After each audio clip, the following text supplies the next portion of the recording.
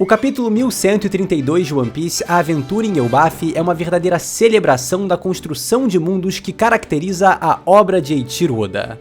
Com um forte apelo visual, esse capítulo de reencontros e exploração do Reino dos Gigantes me trouxe, ao mesmo tempo que uma noção de expansão desse universo, uma nostalgia do início de One Piece. Uma figura misteriosa que a gente provavelmente sabe quem é, mas que pode estar enganado.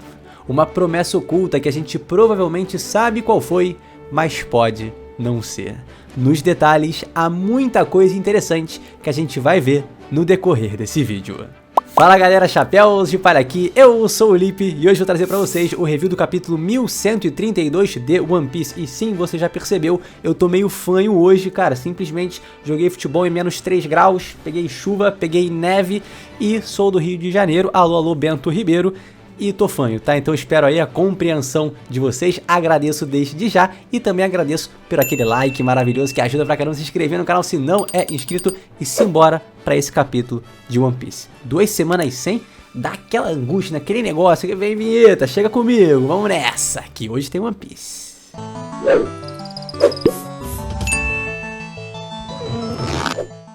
A capa do capítulo destaca Yamato, Speedo e Otama chegando em Udon, onde o castelo está sendo reconstruído no meio da antiga mina. Isso indica que o ano ainda está em processo de restauração, conectando-se aos eventos pós-arco, mas mais importante, quem a gente suspeita que seja o sequestrador de mulheres e espadas é o Queen Magrelo, e ele era o líder dessa prisão na regência do terrível Orochi. Então cada vez faz mais sentido ser o pai do Frank. Ai, meu irmão... É o pai do Frank, né? E pra que eu fui falar disso eu não sei. A chegada em Elbaf. O capítulo se inicia com o navio Grand Eric chegando ao porto de Elbaf e somos apresentados a Colon. Detalhe, tá? Na tradução em inglês o nome dele é Colon, mas em PTBR até então estamos usando Kron, que sinceramente é muito melhor, tem em comparação. Que pra quem não se lembra, é o garoto no capítulo 1076 de One Piece que faz paralelo direto com o Luffy criança lá na Vila Fuchsia. Ele tem uma admiração gigante pelo Shanks, ele quer se juntar à sua tripulação, ele faz a mesma cara de bolado que quer um suquinho, ele se comporta igual ao Luffy no primeiro capítulo. Então ele é alguém que futuramente pode ter alguma importância. Ele pede para os gigantes pararem por ali, mas Brogy indica que eles estão indo direto pro mundo superior. O garoto entra no bar, fala com abre aspas a Makino do porto de Elbaf e inspirado por Shanks, Colon tá determinado a conhecer o Luffy do Chapéu de Palha. Essa cena reforça a influência do Ruivo e a confiança plena que ele tinha no sucesso de Luffy. Será porque ele sabia que o garoto comeu a Hito Hito no Mi, modelo Nika, o deus do sol, e estava destinado a chegar nas terras de Elbaf? Ou será que é porque ele fez uma aposta extremamente alta nesse garoto? Comandado por Dory, o Grand Eric se desloca para o arco-íris que conecta o mar ao segundo nível de Elbaf. Os Chapéus de Palha ficam animados, confusos, surpresos, e o Vegapunk já estava ligado nas paradas. O Brogy então explica que com a Pedra do Sol, o Painter, eles conseguem navegar no arco-íris. O Frank mete uma física ali, questiona e os gigantes só riem e falam que, cara, relaxa, dá pra viajar. O navio dos gigantes então engata a primeira marcha e de repente começa a navegar pelo arco-íris em direção a Elbaf. E é assim que tem que se entrar numa região épica, cara. É montanha reversa, é knock upstream, cachoeira colossal e agora velejar através da luz. Se vocês me permitem um palpite maluco para tentar explicar como isso funciona, é o seguinte: nuvens são corpos de água suspensos no ar, certo? Beleza. Com um elemento do universo de One Piece chamado Pyroprune ou Pyrobloin, as nuvens conseguem ficar densas e sustentar coisas. Por isso as Ilhas Celestiais existem. O arco-íris é a luz separada em seu espectro quando o sol brilha nas gotículas de água suspensas no ar. Eu chutaria aqui, tá, então, que as gotículas de água suspensas nesse arco-íris estão cheias de Pyroplune, porque assim elas ficam densas e conseguem sustentar as coisas. Faz sentido? Na minha cabeça faz, tá? A gente até vai ver que em Elbaf tem nuvens densas dessa forma, então isso é um indicativo de que o Pyroprune está presente na região. Aí eles usam a Pedra do Sol, né, que funciona como um prisma para separar a luz e aí cria esse caminho aí bonito de 7 cores, maravilhoso. Inclusive eu tenho uma Pedra de Sol dessas aí, tá? Mas tá lá no Brasil, né? Aí quando eu for para aí de novo, eu mostro para vocês lá no nosso Instagram, ou trago aqui em vídeo também, em live, enfim. Eu acho que é muito legal comentar disso porque eu comprei ela inclusive lá em Birka, o assentamento viking mais importante e antigo da Suécia, que inclusive também dá nome à lua de One Piece, Birka, e a raça do Enel, os Birkans. Então tá tudo aí correlacionado, o Enel vai voltar assim nesse arco, pode ter certeza. O que os pesquisadores teorizavam é que os vikings usavam essas pedras do sol como um recurso para navegação. A ideia é que em dias nublados eles pegassem a pedra, que parece um cristal como você pode ver, e colocassem contra o céu para encontrar o sol. Basicamente como se fosse, sei lá, um óculos escuros que quando você olha para o céu no meio do tempo nublado, você consegue enxergar ali um círculo de fogo e já sabe que é o sol, tá ligado? Então assim você consegue encontrar o sol mais fácil. Eu tentei fazer isso uma vez com a minha pedra, mas não funcionou muito bem não. Enfim, nas lendas, os vikings usavam essas pedras para navegação, e os vikings do universo de One Piece usam essas pedras para navegação no arco-íris. Uma maneira muito criativa do Oda de usar um elemento real da cultura nórdica em sua ficção. Essa página dupla é muito maneira. Esse capítulo é de certa forma uma celebração ao world building de One Piece, mostrando que logo no início do arco a gente vai ser apresentado a conceitos literalmente fabulosos, dignos de contos de fadas e também das mitologias mais antigas. Essa estrada de arco-íris, por exemplo, é claramente uma referência a Rainbow Road do Mario Kart. Digo, a lendária Bifrost das lendas nórdicas. Uma ponte arco-íris que se estende entre Midgard, a terra dos humanos, e Asgard, o reino dos deuses. Enquanto velejamos através da luz, nos deparamos com Hyrule e Stansen, que estão com Alce ali para oferecer um belo banquete ao Chapéu de Palha, que inclusive estão impressionados com essa entrada em Elbaf. A Robin tá maravilhosa e a Bonnie, cara, tá ali do lado dela, meu irmão. Aquece o coração. E só para levantar mais um ponto legal sobre essa questão da Robin e da Bonnie, né? Eu acho que é muito bonito a gente ver como a Nico Robin protege as crianças, né? Assim como a Nami. As duas tiveram infâncias muito sofridas. Então, cara, quando é pra proteger a Otoko, a Otama, quando é pra proteger a Bonnie, cara, elas dão tudo de si para que crianças não sofram na pele o que elas como crianças sofreram. Isso é um detalhe que, cara, nunca foi dito, não tá sendo mencionado, mas nas entrelinhas, no detalhe, no toque, no abraço, no carinho, no cuidado, tá muito claro. Eu acho que esse é um ponto muito alto da escrita do Oda, né? Deixar algo tão, cara, significativo assim, de uma maneira muito singela dentro da obra. Enquanto isso, na ponte que conecta o submundo ao segundo nível, Luffy é recebido por Gerd e Goldberg. Aqui, a gente vê um pouco mais da personalidade de cada um dos gigantes, com a amável Gerd maravilhada de ver um humano, e o Goldberg ainda carregando o Thousand Sunny de Eiichiro Oda proporções, sendo gentil como um cozinheiro deve ser. E assim, a Gerd é lindíssima, só que tem uma parada no Goldberg, que assim... desculpa falar isso, tá? Do fundo do meu coração, me perdoa, porque depois de tu ver, tu nunca, mano, nunca mais será desvisto. O Goldberg é a cara do Zeus. É a mesma cara. Olha aí, meu irmão. Esquece. Não esquece que tu não vai esquecer nunca. A real é que essa sequência de quadros me deixou meio tenso, né? Talvez fosse pra ser algo mais cômico ali, mas assim, eu fiquei meio ressabiado. Os gigantes questionam o que o Luffy estava fazendo lá embaixo. Ele não faz aquela cara padrão de mentira dele com o biquinho pro lado que ele faz desde a infância. O Luffy faz uma cara de, mano, pego no flagrante, de que eu vou usar isso em alguma thumbnail futura pra notícia bombástica. Goldberg simplesmente imagina que ele deve ter visto um bando de coisa horrenda lá embaixo, sofrido, e aí para de perguntar por imaginar o pior.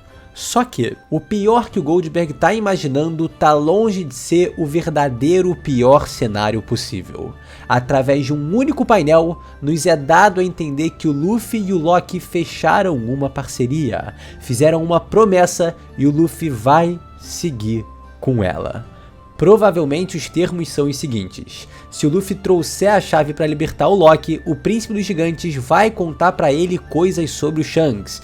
E isso não é uma doideira? O Luffy é tão obcecado, né, tão tocado pela ideia de reencontrar o Shanks e cumprir de fato sua promessa ao Ruivo, que aparentemente ele ficou um pouco cego por isso e fez outra promessa que, cara, vai complicar todo o cenário de Elbaf e até pode comprometer a região. Não é do feitio do Luffy mentir, né, mas a ânsia de reencontrar o Shanks tira um pouco ele dos eixos, ele sai um pouco do senso comum. O negócio é o seguinte, como a gente pode ver aí, o Luffy fechou o pacto com o Diablo. Meu irmão, isso aí tem tudo, ó, pra dar uma bosta gigante. O Lock pode ter entrado na mente dele, né, e até prometido falar a localização do Ruivo e várias outras informações.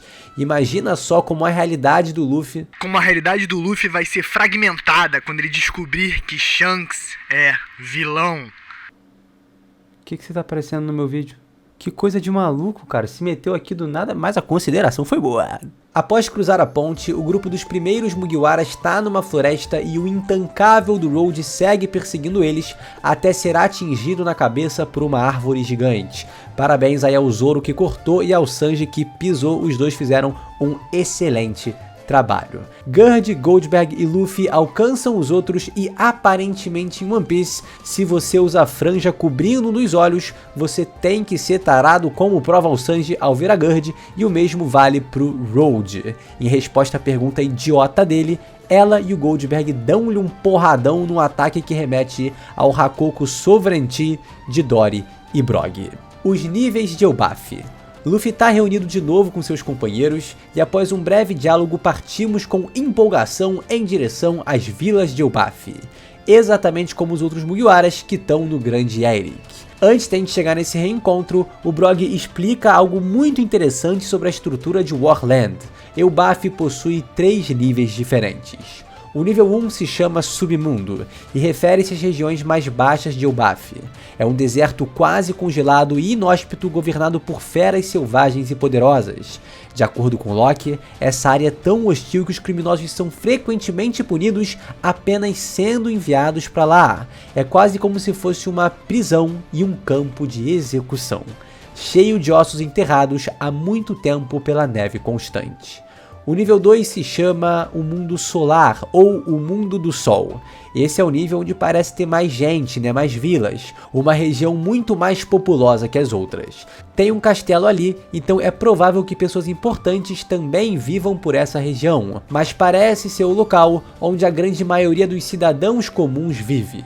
Digo isso devido ao próximo patamar. O nível 3 se chama o Mundo dos Céus, ou o Mundo do Paraíso. Essa região é provavelmente a mais opulenta de todo Elbaf, onde se encontra a verdadeira monarquia e fará alusão a Asgard da mitologia nórdica, a terra dos deuses. Esse nível da ilha deve ser onde se encontra o principal castelo da região, onde vivem os mais nobres gigantes e por aí vai. Imagino que seja isso, mas pode ser que não. Quiçá é uma região divina, proibida, sagrada, intocável. Eu sinto que, sei lá, a gente vai entender o verdadeiro significado de Worth nessa região.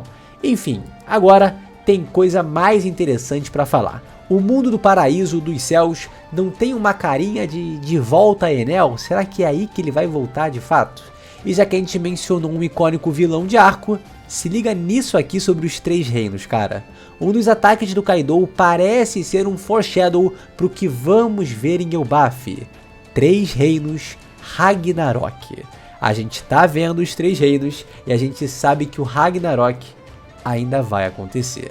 E talvez o mais interessante sobre esses 3 níveis e a revelação de seus nomes é o seguinte: é muito fácil a gente relacionar cada um deles com um dos Mugiwaras. O Zoro se auto-intitula o Rei do Inferno, e em Elbaf temos o Submundo. Será que o espadachim vai ser o responsável direto por um feito histórico nessa região? Será que ele vai conquistar o Submundo de Elbaf?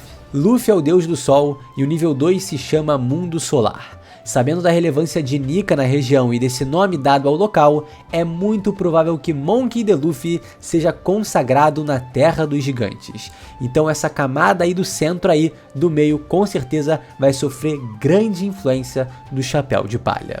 E por fim, Nami é basicamente uma feiticeira do clima-tempo que está totalmente relacionada aos céus. Ela treinou na Ilha Celeste de Wethéria durante o time skip, possui uma habilidade ímpar ainda inexplicável de prever as condições climáticas, o ar e a atmosfera. Possui Zeus em seu arsenal, que é a personificação do céu na mitologia grega. A navegadora tem tudo para brilhar no nível 1 de Elbaf, o mundo dos céus. A associação desses 3 personagens, os 3 primeiros Mugiwaras, a esses 3 mundos de Elbaf é muito fácil de ser feita e principalmente uma associação muito forte. Faz muito sentido que Oda trabalhe todos esses 3 níveis em certo grau e cada um desses personagens brilhe em seus respectivos campos. E apesar de eu achar que a Nami casa melhor com o topo da região, também vale lembrar que o Sanji também é associado aos céus devido à sua habilidade de voo e principalmente pelo nome de sua mãe ser Sora, que em japonês significa literalmente céu. E aí, eu acho que os mundos, os níveis relacionados ao Luffy e o Zoro estão muito claros, submundo e o mundo do sol, evidente pra caramba, mas quem vai ser o brabo do reino dos céus? Nami ou Sanji? Me fala aí tua opinião, porque quem vai ser o rei de tudo mesmo, o brabo da ilha completa, de todos os reis, os 3 níveis ali, a gente sabe, é o Usopp. Será que vale a pena criar essa expectativa? Será que a gente tá fazendo certo? Foi o Oda que plantou isso lá em Little Garden.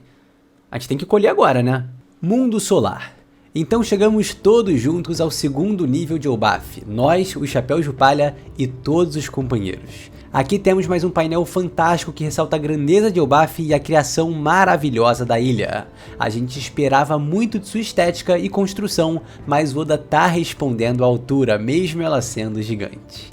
Esse é o 2º nível de Elbaf, o mundo solar.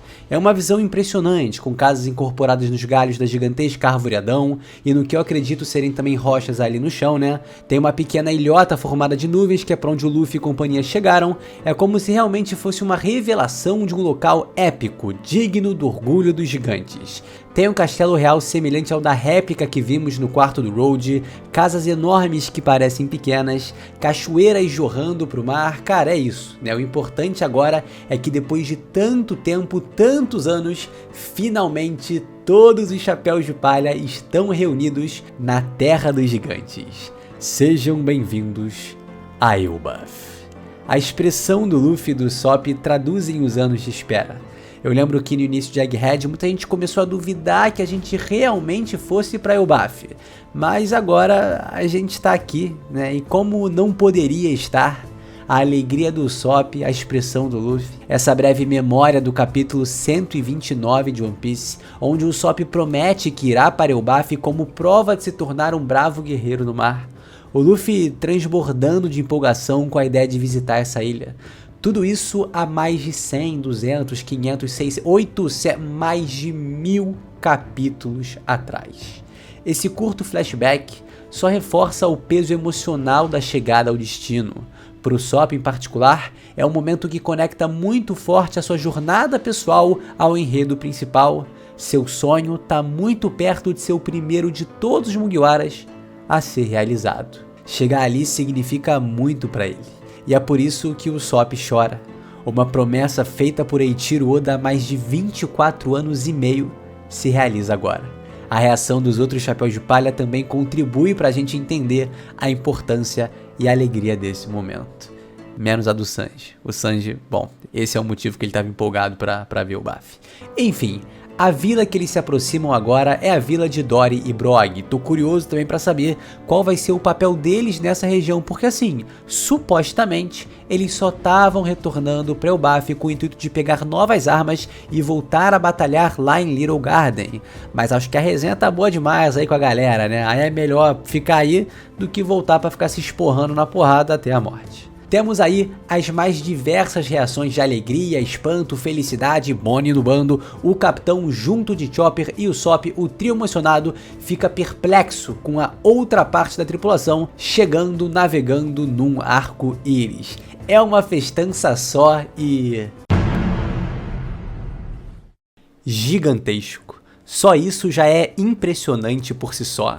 Quem nesse mundo pode descrever adequadamente essa vista espetacular?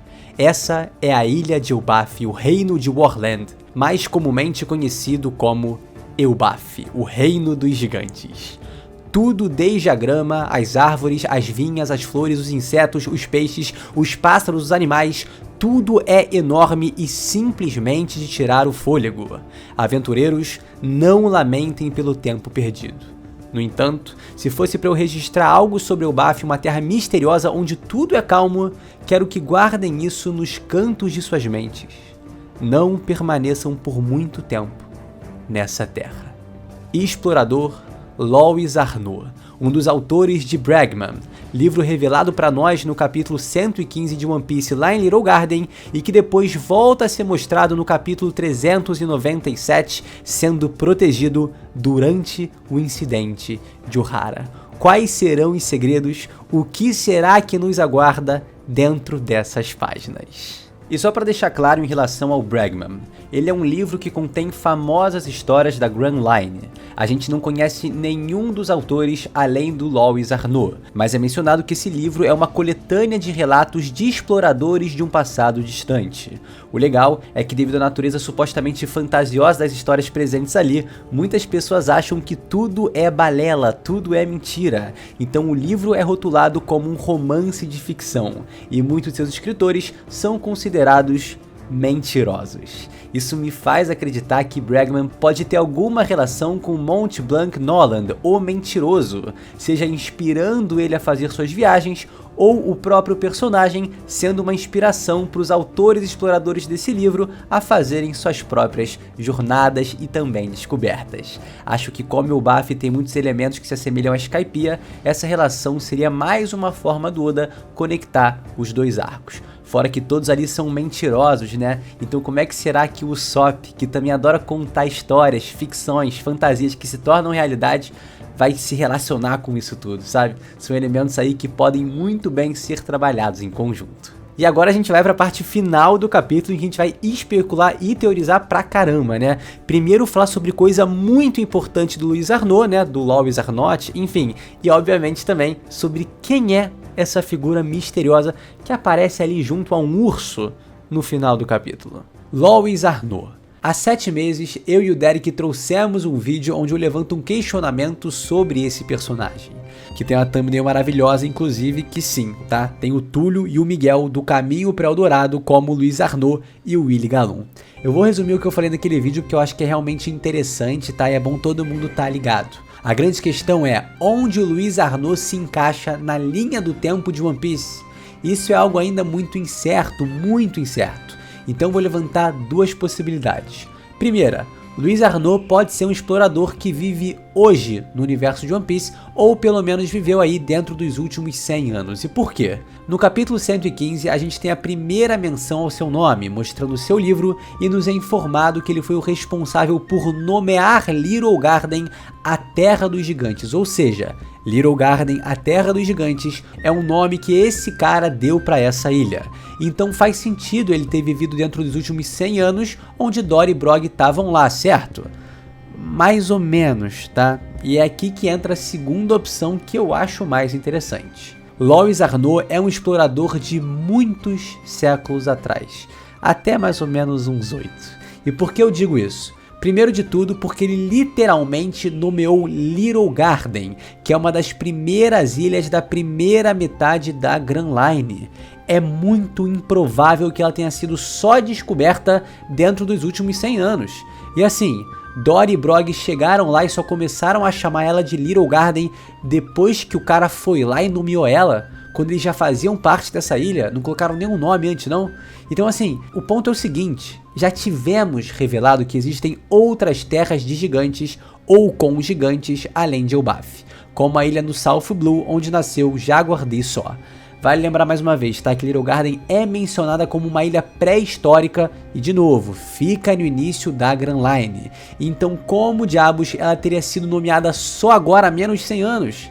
Faz sentido que Lewis Arnaud tenha visitado essa ilha em outra época em que gigantes a habitavam. Afinal de contas, assim como Elbaf, há criaturas enormes nessa região, realmente colossais, como as duas ossadas que foram caçadas por Dory e Brog, e criaturas ao redor da ilha que são descomunais, tipo esse peixão aí que é literalmente conhecido como o engolidor de montanhas. Fora essas criaturas que eu mencionei, tem várias outras aí, é dinossauro, é pássaro gigante, é uma loucura. Então, onde o Lois Arnaud se encaixa nessa história ainda é muito difícil, né? É estranho, então essas duas possibilidades são válidas. Ele inclusive pode estar vivo, né? Pode ser até que seja, sei lá, o pai da Robin, que a gente só tem uma única menção em toda a história de One Piece, e a gente sabe que ele era um arqueólogo explorador. O importante é entender o seguinte: independente da época, o homem saiu de Little Garden e cruzou toda Grand Line até Elbaf. Os desafios nesse trajeto são muitos e muitos e muitos. O cara precisa ser um monstro para conseguir realizar um feito desse. Então é muito interessante a volta da menção a esse homem. Será que ele está vivo? Será que ele viveu há 800 anos atrás? Ou um pouquinho depois da grande mudança desse mundo? Talvez o primeiro grande explorador após a mudança no mundo de One Piece há 800 anos atrás, quando o mar subiu e tudo mais? Será que a gente vai descobrir mais dele na lendária Biblioteca da Terra dos Gigantes? Eu vejo essa possibilidade com bons olhos. Outro detalhe que vale levantar sobre essa questão do Lois Arnaud ser mais antigo ou não ser, é que assim, essa fase de exploração do universo de One Piece ainda existia há 400 anos atrás, com, por exemplo, o Mont Blanc Nolan encontrando Shandora, né? Ele encontra ali em Jaya, a região e tudo mais, etc. Então ainda tinha um pouco dessa exploração, mas 400 anos atrás é muito mais do que apenas 100, menos do que 100 na verdade, né? Eu acho que, cara, é só curioso, né? O Lois Arnaud é um personagem muito curioso. Ele com certeza ainda vai ter alguma importância, ele vai ter alguma participação, seja realmente só como, cara, um escritor muito antigo, um navegador, alguém que explorava o passado, ou realmente como alguém que vai participar da obra e ainda tá vivo de alguma forma. Eu acho que, cara, as duas visões são muito curiosas, não é nada muito definitivo ainda. Eu acho legal que esse debate possa existir, mas acredito que em breve a gente vai ter uma resposta para isso.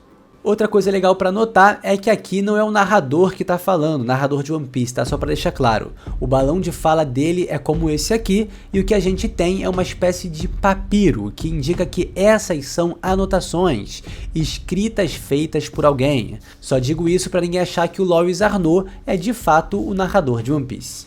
Agora, ele tem essa menção muito curiosa de não permanecer durante muito tempo na ilha. E eu fiquei pensando, assim, a gente sabe que ela é perigosa, né? No capítulo 866, um cara aleatório que tá no navio que vai deixar a Big Mom lá, fala que não é para eles ficarem muito tempo ali, porque essa região é muito perigosa.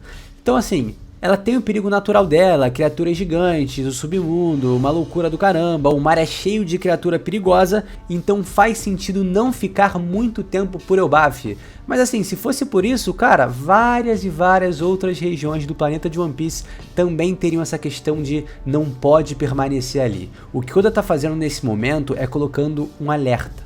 É colocando que existe alguma bomba relógio ali, existe algum motivo para não se permanecer em Elbaf por muito tempo. E aí eu fiquei pensando sobre isso, né, que é muito esquisito, é muito estranho, e eu cheguei à seguinte conclusão: talvez o Lois Arnaud sabia que no tempo certo o Ragnarok iria acontecer na região e por isso não era bom ficar por ali. Permanecer em Elbaf era estar à mercê de um Ragnarok se iniciando na região, e aí, meu querido, você com certeza não vai querer estar ali. No mais, cara, o capítulo levantou muita pergunta, tô muito curioso sobre muita coisa em relação a esse personagem, várias outras paradas, e agora a gente vai chegar pro ponto final, né, desse capítulo que também me deixa maluco. E esse ponto agora, cara, de verdade, parece que tá muito claro quem é. E é exatamente isso que me coloca uma pulga gigantesca atrás da orelha. É pra ser óbvio assim? O Homem Misterioso. A última página apresenta a silhueta enigmática de um personagem com cabelos longos e aquele chapéu típico de Wano.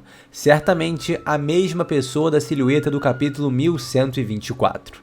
E aí a gente tem que levantar os dois melhores candidatos. O primeiro, óbvio, cara, Chique, o Leão Dourado. E o que joga a favor dessa silhueta ser o Chique? Basicamente tudo, né? Primeiro é que a silhueta é muito parecida com o homem que tava com o Crocus na capa do capítulo 631. A coloração oficial dele é extremamente semelhante com a do Chique, então faz muito sentido que seja ele, apesar do cabelo ser consideravelmente mais curto que o do Leão Dourado e também mais curto que essa silhueta atual agora em Elbaf. mas cabelo cresce, né? No capítulo 1131, as criaturas que aparecem são exatamente as mesmas que a do filme Strong World. Então parece ser o Oda querendo indicar algo com muita força. Além disso, a própria máscara presente nesses mortos-vivos do submundo é do mesmo estilo que o Shiki usa também no filme. Além do mais, o que mais me chamou a atenção nessa silhueta é o seguinte, e pra mim é um ponto determinante. O Oda faz questão de esconder o quê? As pernas do personagem. Isso é um indício fortíssimo de que esse é o Leão Dourado, porque ele arrancou suas duas pernas para fugir de Impel Down e as substituiu por suas duas espadas gêmeas, Oto e Kogarashi. Então, cara, os cambitinhos do Shiki ali, cara, se tivesse a silhueta, entregaria demais que é ele. Peraí, inclusive, se a gente olhar mais de perto, né, a silhueta parece estar usando uma máscara, o que casaria ainda mais com o personagem. Os grandes nomes dos Piratas Rocks, sem contar Rocks de Shebeck, já tiveram grandes participações no enredo atual de One Piece. O Capitão John até já apareceu, né? O Ochoko estava no incidente de Rockport e teve o trono roubado de Hachinosu pelo Barba Negra. Kaido, preciso nem falar, Big Mom ímpar também, Barba Branca absolutamente sensacional. Mas o Shiki, bom, o Shiki ainda nada, né? E ele prometeu com todas as palavras, de maneira canônica, que voltaria em 20 anos para mostrar o verdadeiro caos. E o verdadeiro caos tá prestes a explodir em Elbaf e também passaram esses 20 anos. Então tá na hora do cara voltar. Cara, é inegável, é muita coisa convergindo pra ser o Shiki. O Oda não tá deixando uma pista, ele tá deixando muitas mesmo. Então faz muito sentido que seja finalmente o Leão Dourado fazendo sua influência direta no enredo principal de One Piece. No geral, eu acho que essa é a melhor aposta. O único ponto contra, que na real pode até ser a favor, né, é que o Oda disse no último SBS que não fica nada satisfeito em pensar que teve que colocar uma habilidade de levitação em um personagem devido ao filme Strong World. Então o Shiki no mangá também tem que ter necessariamente a mesma habilidade. O Oda demonstrou ficar um pouco chateado com isso, mas é o que é. Ele até menciona que, colocando o Shiki na história, ele tem que ter a Fua Fua no Mi. Mas ele vai colocar o cara no enredo principal? Ele estava se referindo ao incidente de God Valley, ou seja, mostrando ele num flashback?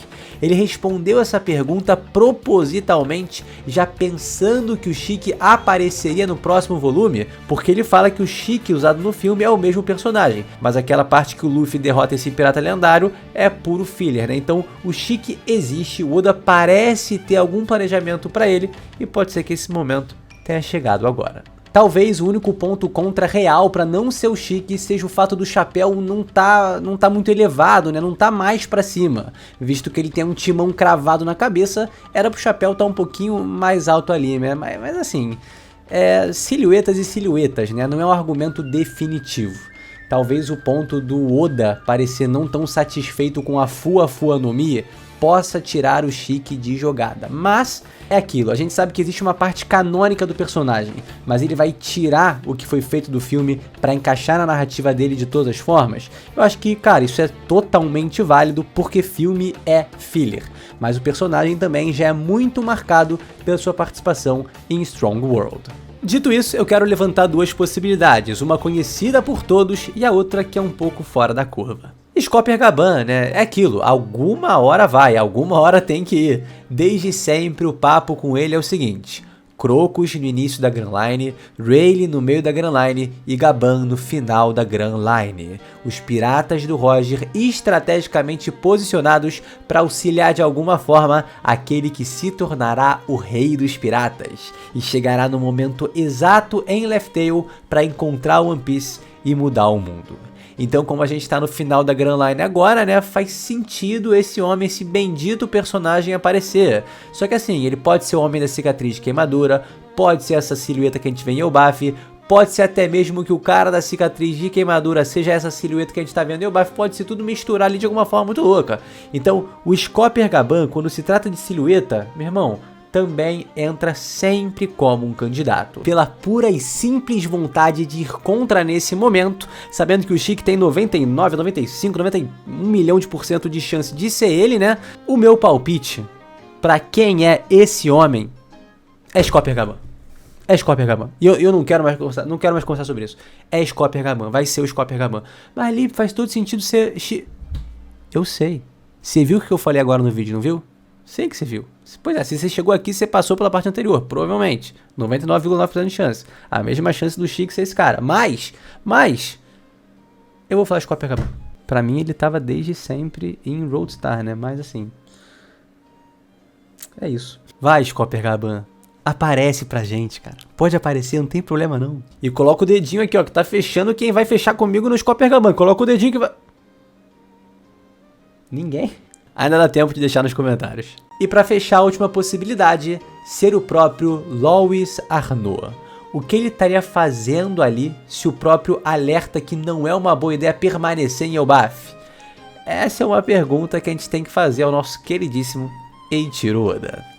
Meus queridos, esse foi o vídeo. Eu agradeço imensamente por você que me acompanhou até aqui. Cara, tô fanho pra caramba, mas tá tudo certo. Ainda bem que eu não tive que falar nomes como Bug.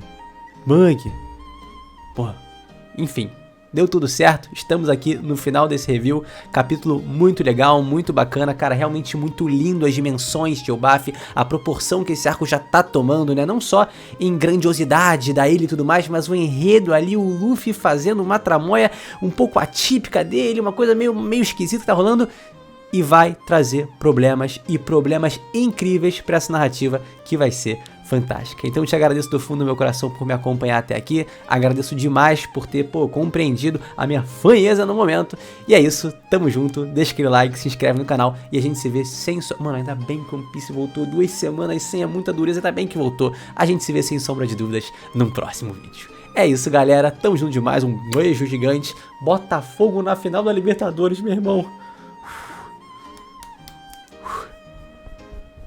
Pô, na moral, vamos nessa, mano. Tô emocionado. É isso. Valeu!